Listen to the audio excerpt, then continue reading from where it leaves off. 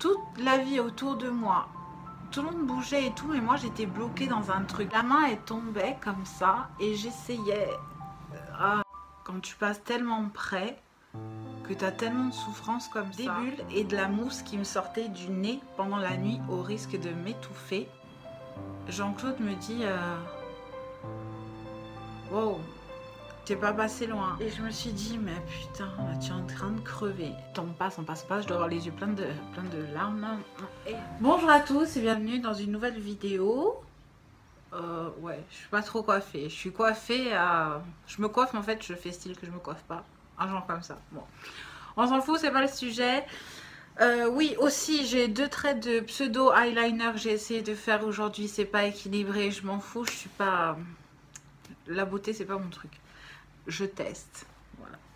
Donc, le sujet d'aujourd'hui, c'est une story time. C'est la vidéo que je dois faire depuis des mois et que j'y arrive pas. Et je me suis dit ce matin, c'est le dernier matin parce qu'après Mathis n'aura plus école. Et je veux pas tourner cette vidéo quand il est à la maison. Donc, je vais essayer que ça soit pas trop confus.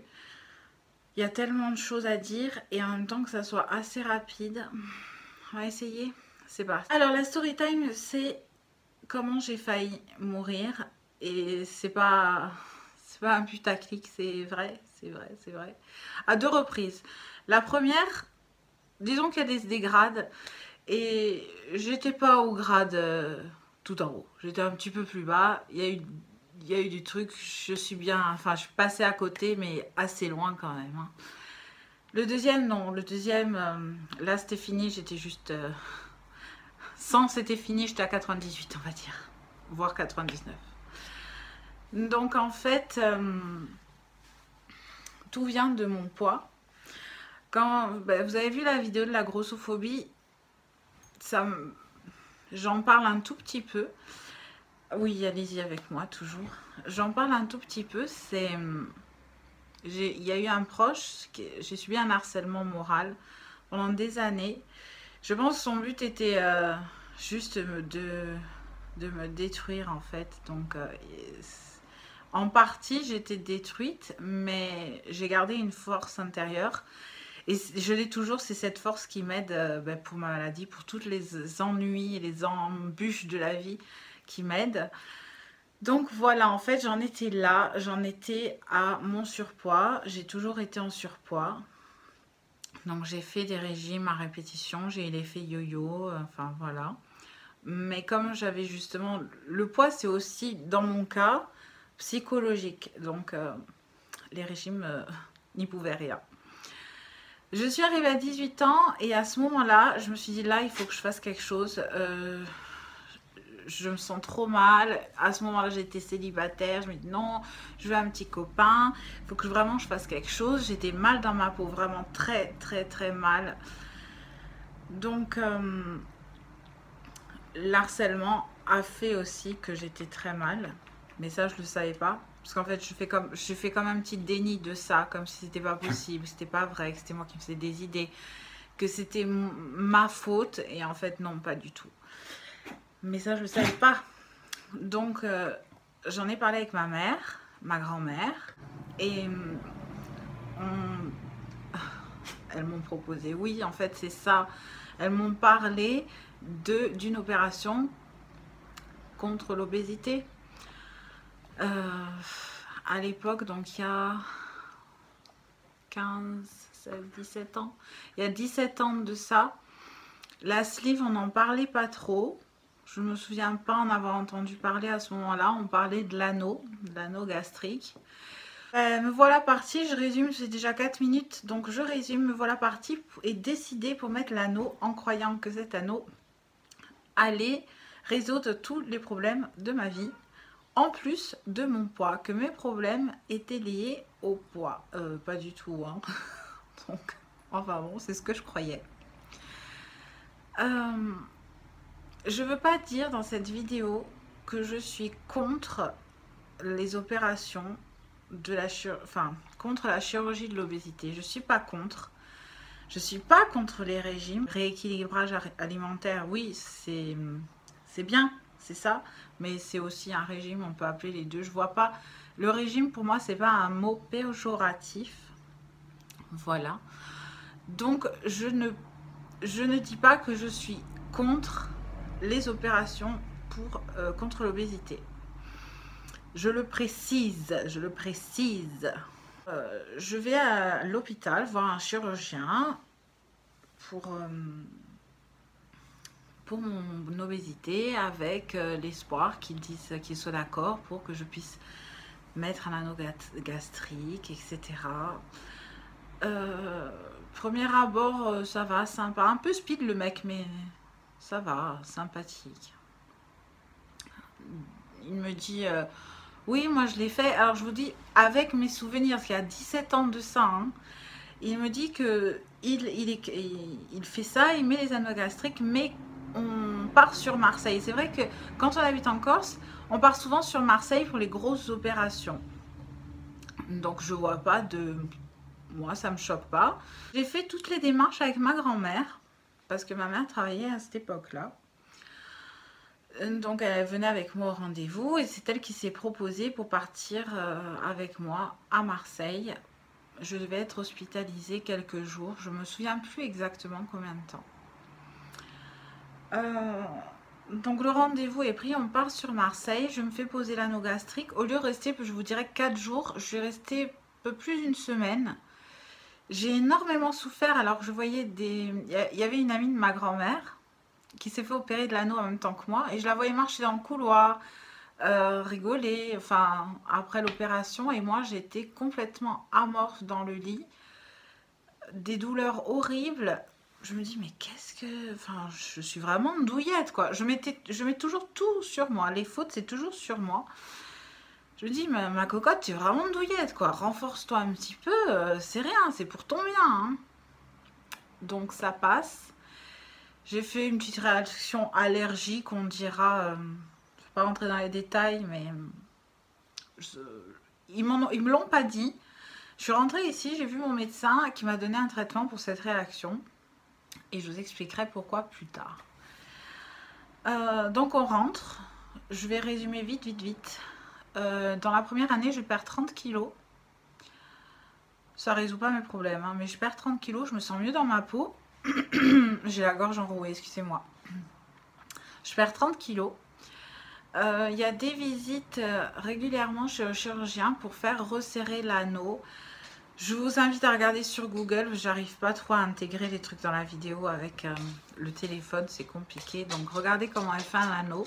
Ça va vachement vous aider pour la suite de la vidéo. Si je peux, je vous mettrai un lien ou quelque chose dans la barre d'infos.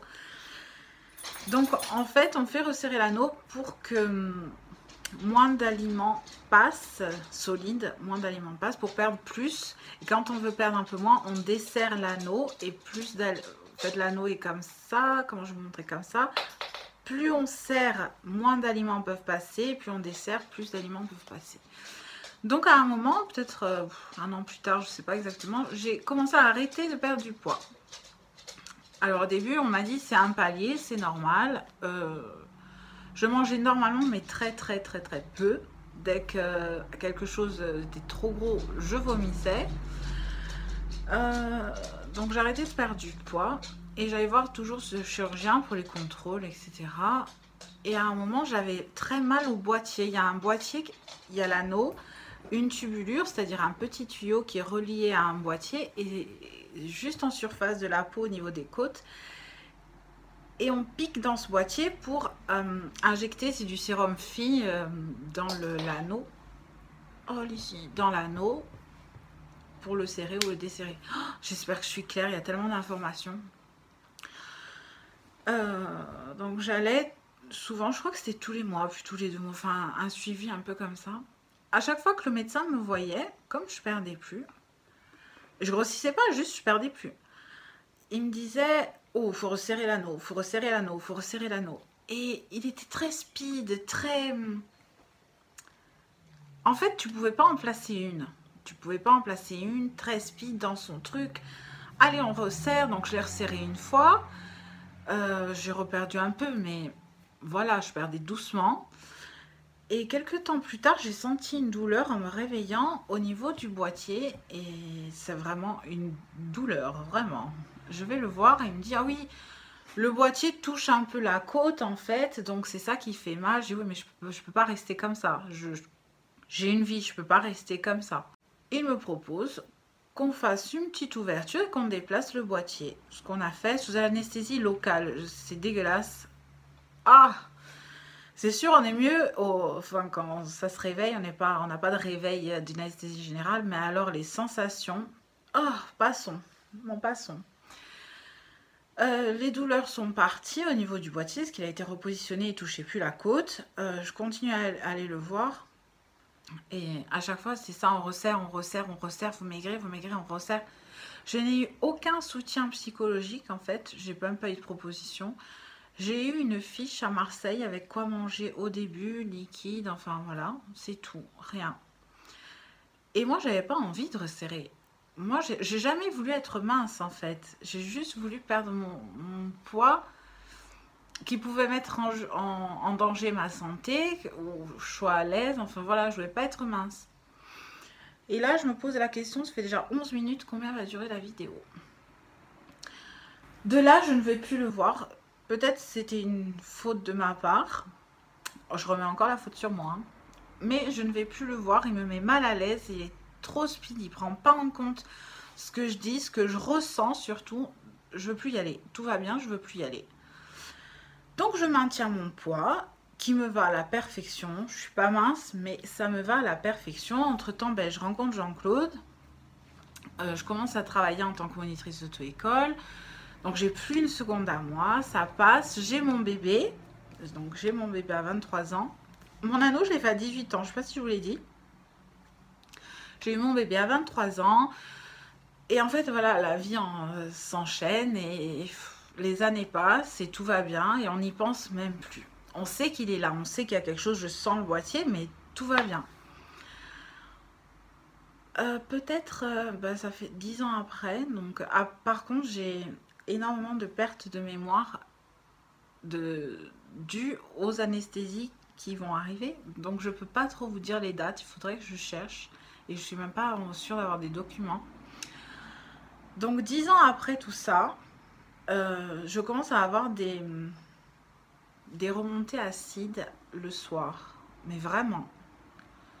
Wow, je me dis purée, donc je prends des cachets, mon médecin me prescrit les cachets, mon médecin est au courant de tout. Ça continue, ça continue. Et j'avais un emploi en CDD, je me souviens, dans une banque. Et c'était pour moi la chance de ma vie d'avoir une bonne place, entre guillemets. Donc je ne pouvais pas manquer, je ne pouvais pas aller chez le chirurgien parce que les horaires, ben voilà, c'est pendant les heures de boulot. Et quand on a besoin de travailler, ben on prend sur soi et on va bosser, aigreur ou pas aigreur. Sauf que là, au fil des jours, ben ça s'est intensifié comme jamais. Âme sensible, faites avancer là, je vous le dis, faites avancer. Donc je décide déjà de plus dormir dans la chambre avec Jean-Claude, je décide de dormir dans le salon parce que il me dit, tu sais, la nuit tu fais des bruits bizarres, mais bruits bizarres, ça fait comme des bulles, de la mousse. Et en fait, oui, je faisais des bulles et de la mousse qui me sortait du nez pendant la nuit au risque de m'étouffer. Et ça a fait ça quelques jours, jusqu'à quand je vomisse la nuit par le nez. Glamour, tout ça, oui. Et du coup, là, je me suis dit, non, la cocotte, il y a un gros problème. Et ça s'est enchaîné assez vite. Je commençais à plus pouvoir manger comme il faut. Je sentais, quand je mangeais certains trucs, j'avais ces douleurs au niveau, quand l'aliment passe à travers l'anneau, j'avais ces douleurs. Donc là, on est parti et on va voir le chirurgien. Un autre, j'ai changé. Donc un autre qui veut bien me prendre en charge, qui normalement ne le prend pas parce qu'il connaît le médecin qui m'a opéré et c'est pas, il me dit c'est pas les premières conneries qu'il fait et je récupère tous ces patients. Donc voilà, je me suis dit là en fait il a fait une connerie, je suis pas encore au courant mais je suis en train de l'apprendre quoi. Donc il me dit ce qu'on va faire, c'est qu'on va desserrer l'anneau. Donc on va dans la salle, je m'allonge. J'étais toute seule, hein, tout le monde travaillait donc j'étais toute seule. Il pique dans le boîtier, il a du mal à piquer, en fait il cherche comme ça, parce que le boîtier était un peu passé sous la côte, enfin il cherche avec l'aiguille comme ça. Ça faisait très mal parce que il tapait sur le boîtier en fait, mais pas à l'endroit où il fallait piquer. Je me cramponnais au lit, au brancard, je dirais, des douleurs. Il me dit, je suis désolée. J'ai dit non, si ça peut éviter une opération, allez-y. J'avais les larmes qui coulaient de douleur. Il en a tordu l'aiguille. L'aiguille était toute tordue. Elle était même plus droite. Il a quand même réussi à piquer et à aspirer le sérum Phi. Mais c'était pas du sérum Phi, c'était du sang mélangé un peu au sérum Phi qu'il y avait dedans. Et là, il me regarde, il me dit, écoutez, pas d'autre solution. Demain, je vous opère. Ok. Je pars en pleurs, une peur terrible. Et ben, il n'y a pas le choix. Donc le lendemain, il m'a opéré.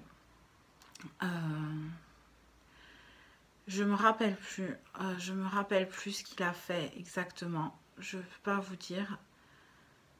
Je sais plus. En fait, je me rappelle plus ce qu'il a fait à cette première opération. Je ne sais plus.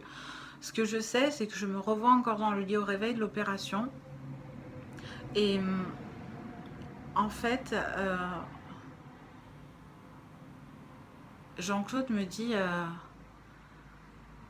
wow, t'es pas passé loin.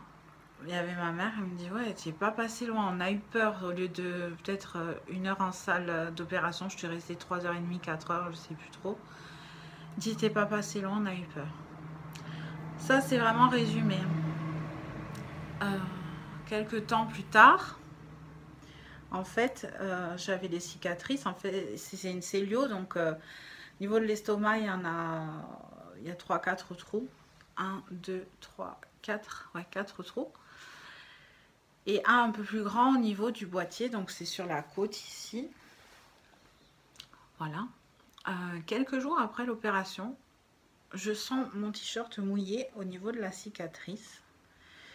Donc je regarde et en fait c'était au niveau du boîtier et je vois du pus sortir de ma cicatrice. Je vais chez mon médecin généraliste. Il me dit ça arrive souvent, c'est un abcès, c'est rien du tout. Pardon, je vous donne des antibiotiques et ça va être réglé d'ici quelques jours. Je prends mes antibiotiques et le problème c'est que non, la quantité de pus augmente, je me sens faible et je me dis waouh, là il y a un problème. Je rappelle le chirurgien, il me voit en urgence, il me dit oui il y a une infection, il faut opérer. Je dis ouais mais j'ai pris des antibiotiques, il me dit non mais les antibiotiques n'ont aucun effet, ce qui est logique, sur le plastique, c'est peut-être du silicone, je sais pas, sur le plastique en fait. Les antibiotiques ont un effet sur les chairs, sur tout ce qui est chair, mais pas sur le plastique. Donc il faut aller au bloc. Et il me dit, je vous enlèverai pas l'anneau, parce que si je vous l'enlève, vous allez regrossir. Donc ce qu'on va faire, c'est qu'on va couper, enlever le boîtier et laisser la tubulure et l'anneau à l'estomac, parce que quand vous serez décidé, on enlèvera l'anneau, on en mettra un œuf, et il faut que je me garde la forme, un fil d'Ariane en fait pour remettre, sinon c'est trop dangereux, donc je l'enlèverai pas. Ok, donc on va au bloc. Il me retire le boîtier, j'ai la tubulure toujours en place à peu près, je ressors. Ça devait être peut-être 15 jours après, 15 jours, 3 semaines après la première opération. Donc on fait ça, il me coupe la tubulure, donc re-anesthésie, redouleur, machin, je rentre à la maison, on fait les pansements dans plusieurs jours. La cicatrice cicatrise tout doucement parce qu'elle venait d'être ouverte il y a 3 semaines, donc c'était un peu voilà. Et ben pareil, 3 semaines, 1 mois plus tard, t-shirt mouillé, du pus, et là tu te dis merde, parce que tu sais ce qui t'attend et tu te dis putain, ça fait 2 opérations, je vais me taper une troisième quoi, une troisième en août, septembre, ouais, même pas 3 mois, quoi. En 2 mois et demi, je vais me taper une troisième opération. Et c'est parti, rendez-vous chirurgien, opération, et il fait comme ça, il recoupe encore un bout de tubulure, parce qu'il me dit, ben, vous allez grossir si je vous l'enlève, je ne veux pas vous l'enlever. Et moi, là, je suis en train de me dire, parce qu'en même temps, je m'affaiblissais, j'étais faible. Et Mathis avait 5 ans. Ouais, il allait rentrer au CP, donc 5 ans et demi. J'avais raté sa rentrée. J'ai pas pu faire sa première rentrée en maternelle parce que j'étais à l'hôpital. Là, j'étais dégoûtée. Mais tout ça pour vous dire que j'étais affaiblie. Je sentais plus... C'est bizarre. C'est comme si toute la vie autour de moi, tout le monde bougeait et tout, mais moi j'étais bloquée dans un truc. C'est bizarre à exprimer cette sensation. Et voilà, donc je rentre. Je me refais réopérer. Même truc, même chose. Tout pareil. Et un mois encore après cette 3e opération, qu'est-ce qui se passe? T-shirt mouillé, pu dans la cicatrice. Ah, oui, encore du pu. Et là, je me suis dit, non, c'est pas possible. C'est pas possible. Je crois que même j'ai oublié un truc hyper important que j'ai souffert. La 3e opération, en fait, ça c'était la 4e. La 3e opération, il y avait le pu, mais il y avait aussi un autre problème. Ouais, j'ai oublié de vous le dire celui-là. Pourtant, j'ai senti. Hein. J'avais des douleurs au niveau du bas-ventre, mais une douleur comme jamais j'ai ressenti. Pas une douleur naturelle, une douleur à hurler. Je hurlais dans la maison par moments, parce que c'était par pic. Je ne peux pas expliquer cette douleur, parce que cette douleur, elle n'existe pas. Elle n'existe pas. Je ne veux pas dire c'est comme avoir des règles douloureuses, c'est comme... Non, ça faisait une douleur poignard, mais bizarre. Et je regarde Jean-Claude et je dis, là, il faut que j'aille aux urgences, je peux plus.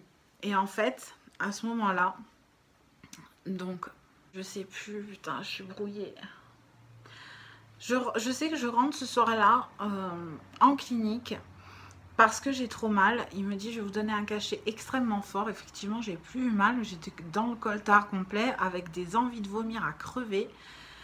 Ils m'ont passé une radio ou un scanner, je sais plus. Et en fait, il se trouvait que la tubulure était redescendue et touchait mes intestins. Et c'était des douleurs horribles. Et il me dit, c'est pas grave, c'est juste ça, vous le savez. Je dis, oui, mais je peux pas vivre, c'est trop fort cette douleur, je peux pas vivre avec ça. Il dit, bah du coup, on va vous opérer et on va couper la tubulure. Encore. Donc ça, c'était la 3e opération. 4e opération. 3 semaines plus tard, pareil, t-shirt mouillé, pu, et recommence. Je vous apporte une précision, je suis en train de faire le montage, je n'ai pas précisé et je m'en suis rappelé.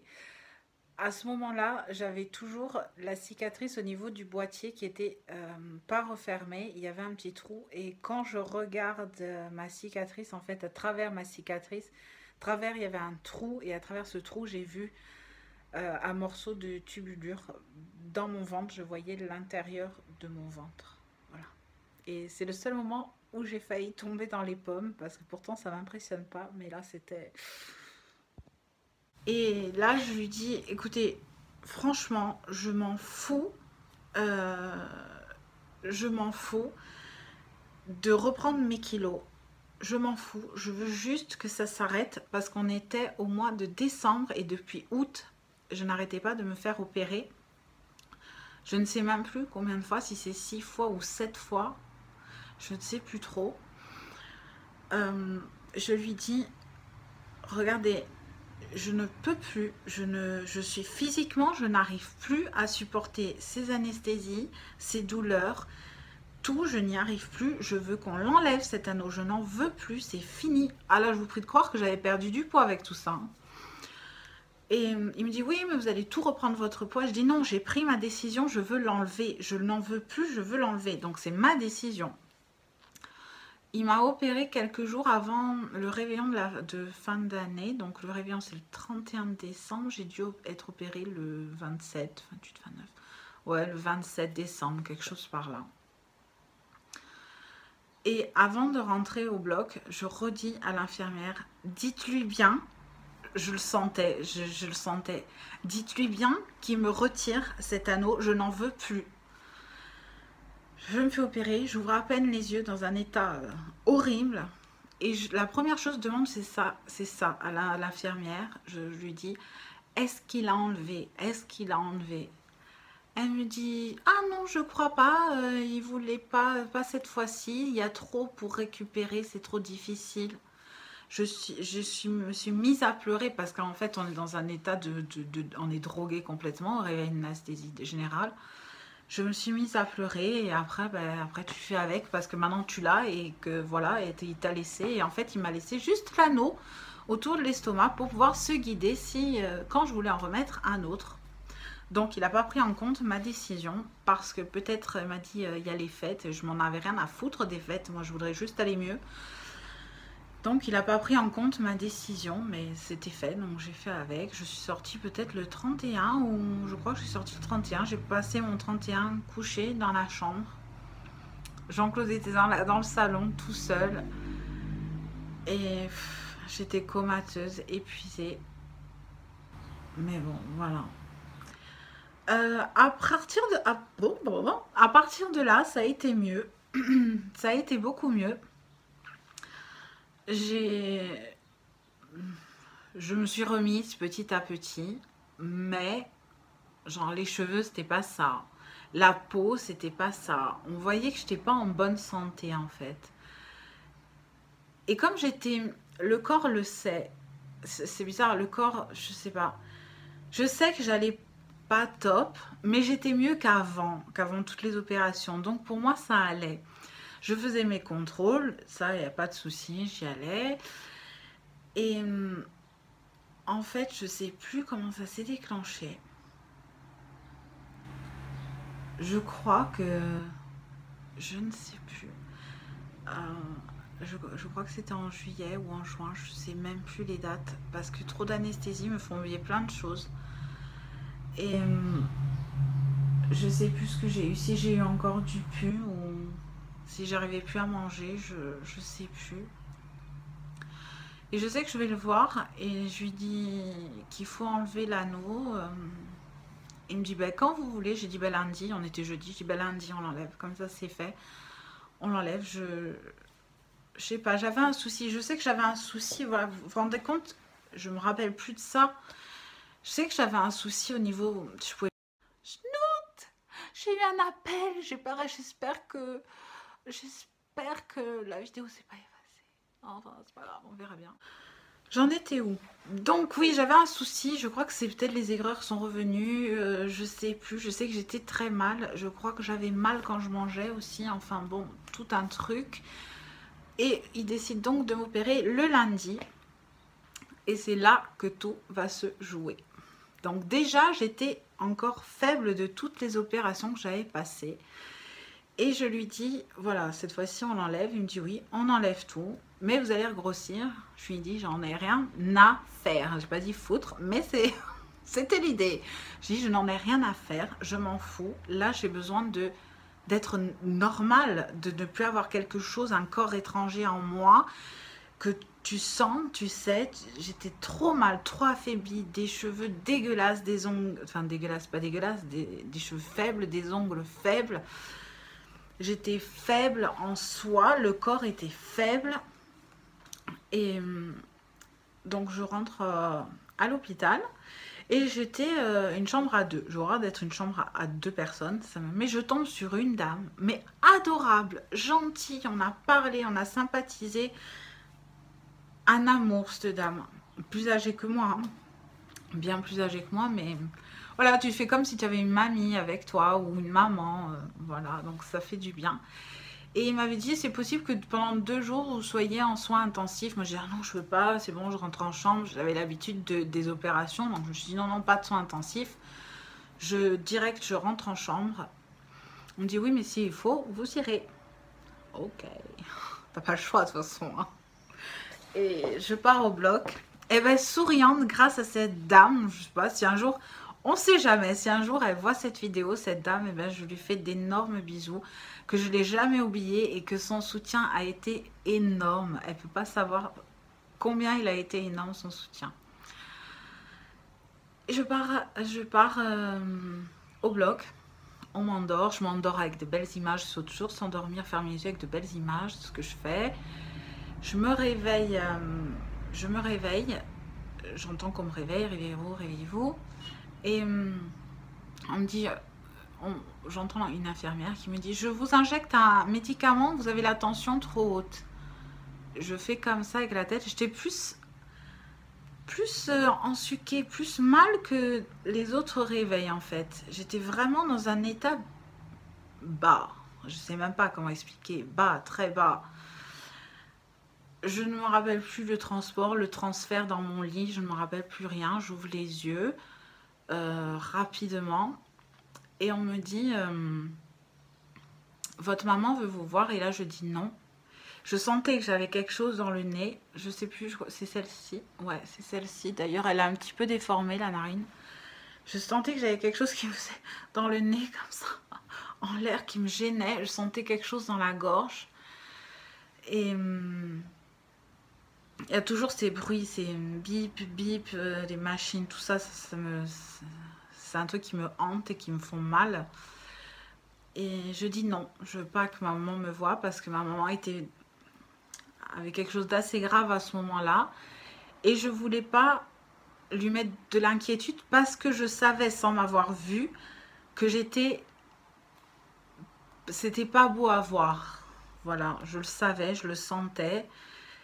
Donc je lui dis non, et l'infirmière me dit mais pourquoi? Alors je lui explique. Elle me dit non, mais elle a besoin de vous voir, etc. J'avais prévenu avant de rentrer au bloc que je voulais pas voir Jean-Claude.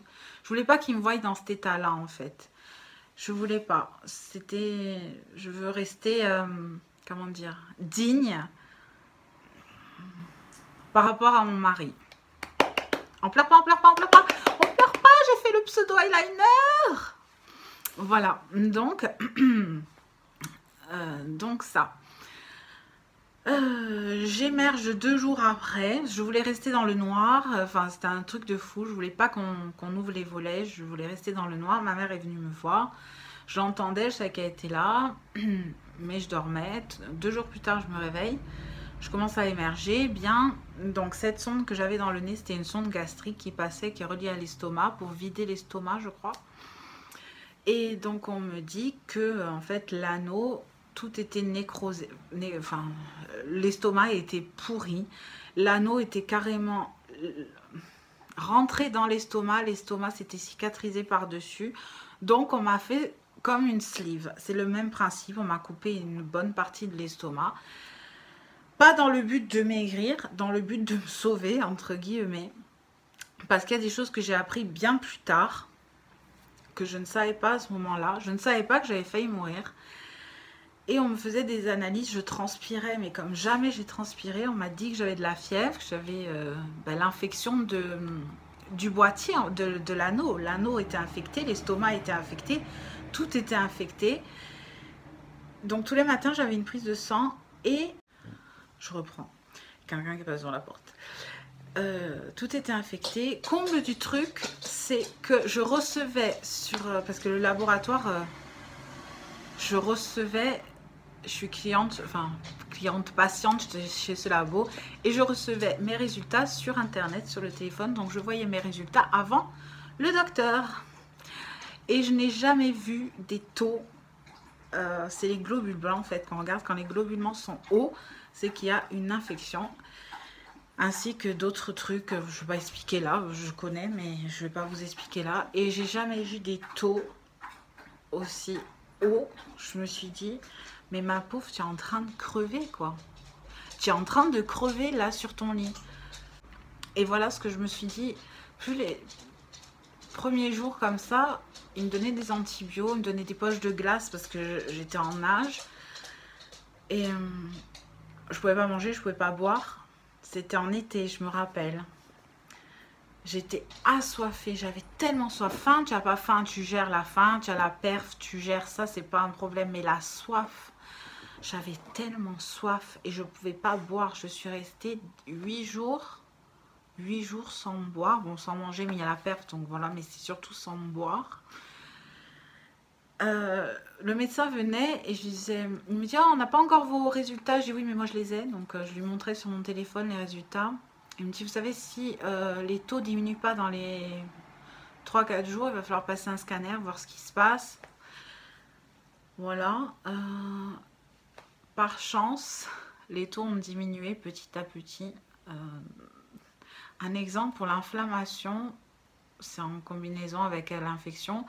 Tu dois être à moins de 5, j'étais à plus de 400. Ça, c'est juste pour l'inflammation. Hein. Pour les taux de globules blancs, je ne me rappelle même plus. Et je me souviens, une aide-soignante adorable, mais adorable. Parce qu'il y a plus de... T'es plus pudique, t'es plus rien. T'es juste un corps malade, en fait. Et elle me dit, allez, on va aller se laver. Il y en avait une sympa, une un peu moins. Parce que j'ai une tête qui, même quand je suis au bas du bas, j'ai toujours un truc, on dirait que ça va. Et j'avais de l'oxygène, que j'avais du mal à respirer. Ouais, ça aussi. Je pouvais pas respirer. J'avais l'oxygène plus un autre tuyau dans le nez pour évacuer les trucs de l'estomac. Et elle me dit, on me retire l'oxygène juste le temps d'aller se laver. Donc, elle me dit, oh, vous n'avez pas besoin de l'oxygène. Comme pour dire, enfin, vous devez avoir l'habitude que les gens prennent de l'oxygène. C'est pas vraiment besoin. Si le maître, c'est que tu en as besoin, mais tu peux en avoir besoin à différents degrés. Et je me suis dit, pareil qu'elle, je me suis dit, ouais, pour aller me laver, la salle de bain, elle est à 1 mètre. En plus, je vais m'asseoir sur la chaise pour me laver. Et en fait, non. Elle me dit, non, en fait, on va remettre l'oxygène. Ok, parce que j'arrivais plus. J'arrivais plus à respirer. Et puis, donc, je vais m'asseoir dans la salle de bain comme une petite vieille en tenant, je sais même pas si j'avais pas un déambulateur, je crois. Hein. Je crois que j'avais un déambulateur. Hein. Je m'assois sur la chaise, on me donne mon gant. Elle me le met, mon gant. Et je me souviens que c'était la main gauche. Elle me le met, elle met mon savon. Elle me dit, allez, nettoyez-vous le haut. Je vais faire votre lit. Et en fait, mon esprit avait une vitesse normale. Mais mes mains, non. Et je me rappelle, je me lavais comme ça, tout doucement, comme les papis et les mamies. Et la main, elle tombait comme ça. Et j'essayais... Ah, c'est pas les bons souvenirs. Je me rappelle, j'avais un gel douche. Leclerc, c'est le mauve, le violet. Je ne le rachète plus jamais parce que l'odeur me fait penser à ce moment-là. Et je me suis dit, mais putain, là, tu es en train de crever. Tous ces jours en soins intensifs, je me suis dit que j'étais en train de mourir. Et j'avais pas tort, mais personne ne me le disait à ce moment-là, en fait. Je voyais ma mère qui était pas bien. Jean-Claude, je l'avais pas encore vu. Je l'ai dû le voir au bout de 3 jours, en fait. Parce que ma mère, elle me dit, tu sais, Jean-Claude veut te voir, il commence à s'inquiéter, il voudrait te voir, Je lui dis ok, parce qu'à un moment, moi je pensais que ces 2 premiers jours ça allait, après j'allais aller bien, mais là je voyais que j'allais pas bien, je voyais au contraire que ça allait de plus en plus mal.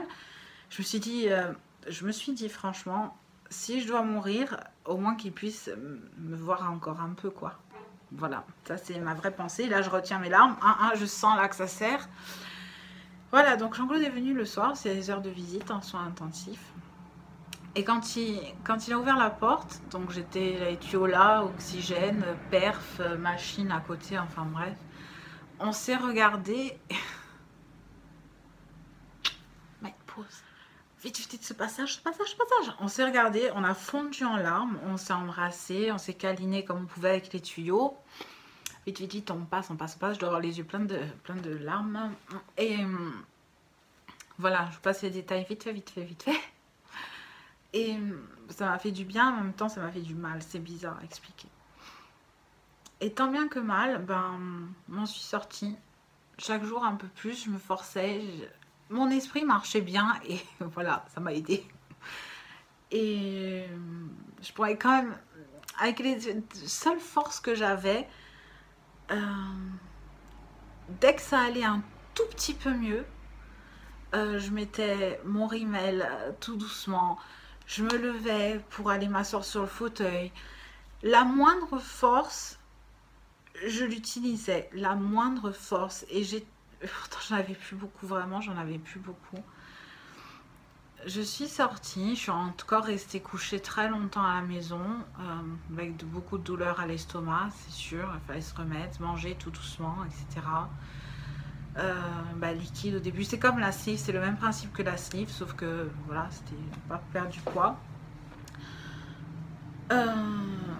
Et en fait, quand j'allais mieux, ma mère m'a dit, tu sais, enfin juste après l'opération, le chirurgien m'a téléphoné et il m'a dit, voilà, l'estomac était pourri, nécrosé, l'anneau, enfin tout ce que je vous ai raconté. J'ai fait ce que j'ai pu et sa vie n'est plus entre mes mains. Je peux rien faire de plus. Donc pour ceux qui sont croyants dans les mains du Seigneur ou voilà, ou dans les mains de qui vous voulez, peu importe. Mais c'était plus entre les mains du chirurgien. Donc c'est sûr que ma mère a dû avoir peur, Jean-Claude aussi, parce que ma mère l'a dit à Jean-Claude, c'était sûr. Mais moi non, moi je savais pas tout ça, je l'ai su qu'après. Mais je le ressentais. En fait, tu ressens quand tu es proche de la fin, en fait. Oui, oui, tu ressens, tu sais ton corps. Alors je voulais peut-être pas exprimer comme je voulais. Peut-être pas toutes les souffrances non plus, parce que j'y arrive pas en fait. Ça durait des heures et des heures. Comme vidéo déjà là, c'est énorme, elle est très longue. Mais ça durait des heures et des heures si je devais tout expliquer. Ça a été la pire année de ma vie. Ma vie tournait autour de ça, de si j'allais m'en sortir. Et c'est pour ça que quand je dis profiter, c'est vrai, profiter. Je suis sortie de la clinique et quand tu vois ce ciel bleu, c'est même ces nuages, ce soleil, les gens, le bruit des voitures, moi je vois la mer, je me suis dit mais comme c'est beau, mais comme c'est beau. C'est comme si tu sortais de l'enfer et que tu te retrouves au paradis. Tu es encore mal, mais tu te dis, ma putain, comme c'est beau, quoi. Et après, ma vision de la vie a changé. Ouais, ça a changé. Je vois plus la vie comme je la voyais avant tout ça. Quand tu passes tellement près, que tu as tellement de souffrance comme ça, ben, tu te dis, profite. Cerise sur le gâteau, mon chirurgien me dit que mon anneau, quand j'avais 18 ans, a été placé à l'envers. Tout était mis à l'envers.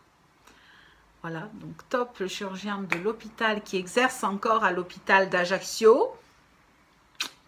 Bravo.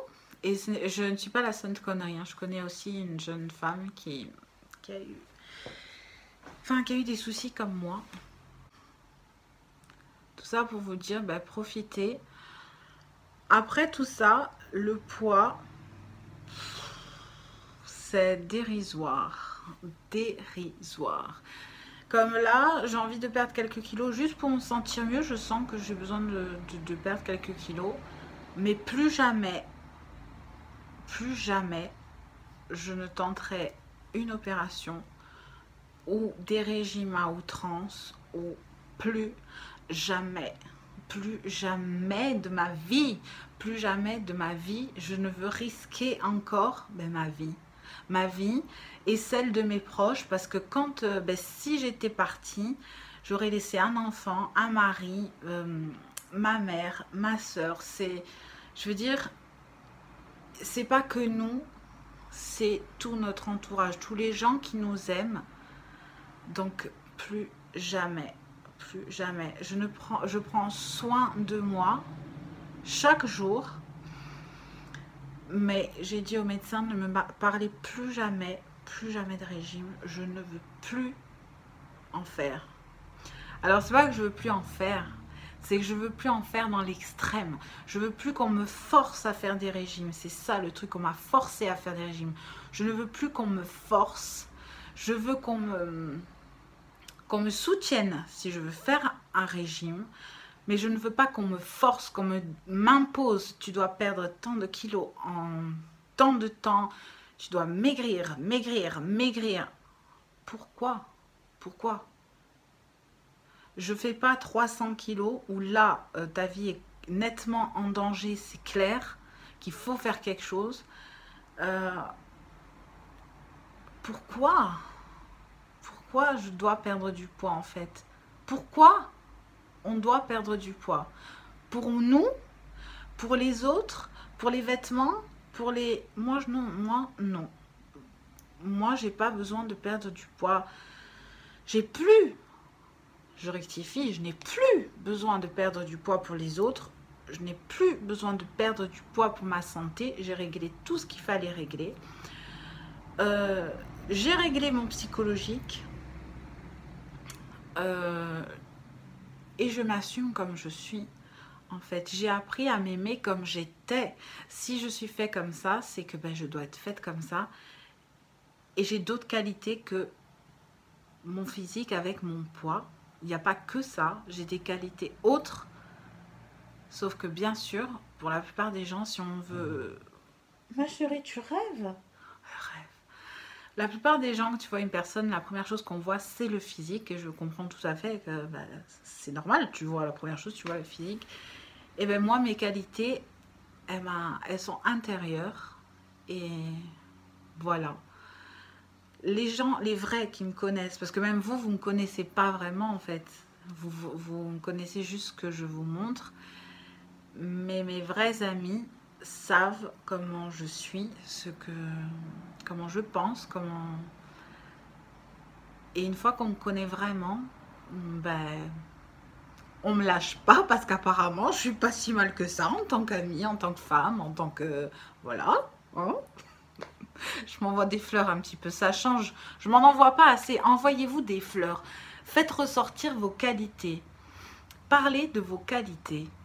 Vous avez des défauts, eh ben c'est bien, mais parlez aussi de vos qualités. Bon, cette vidéo déroule complètement, il y en a pour 50 minutes vidéo, j'ai intérêt à faire un montage énorme. Je vous fais de gros bisous, je vous adore, à très vite dans une nouvelle vidéo, bisous.